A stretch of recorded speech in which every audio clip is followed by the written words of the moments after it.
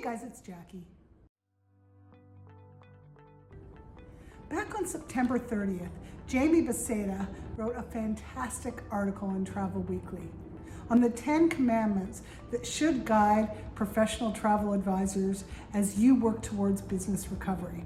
So it got me to thinking, why not highlight some of those over the next couple of weeks with the hopes that they help you as you build and in some cases rebuild your business. So ready? Commandment number 1, thou shalt charge service fees. Some of you do and some of you don't. If you're one of the ones that don't, really think about it. If we learned one thing during this pandemic, it's that the time and effort and knowledge that you put into caring for your customers is worth being paid for. Having that compensation at the time that you do the work is critical as you look at the cash flow of your business.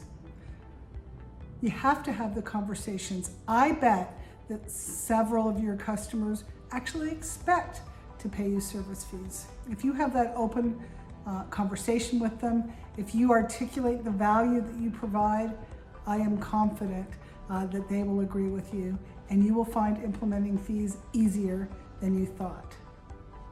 Commandment number 2, thou shalt not project thine feelings onto your customers.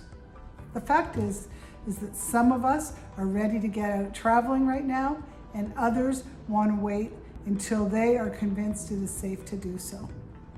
Your customers are really the same way. You won't know for sure without having a conversation with them.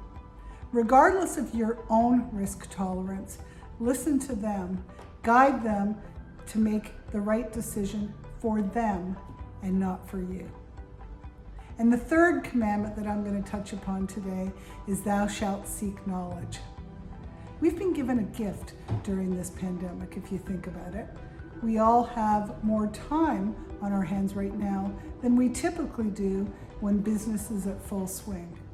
Capitalize on it, take advantage, take training to brush up on products or destinations that you want to sell more of.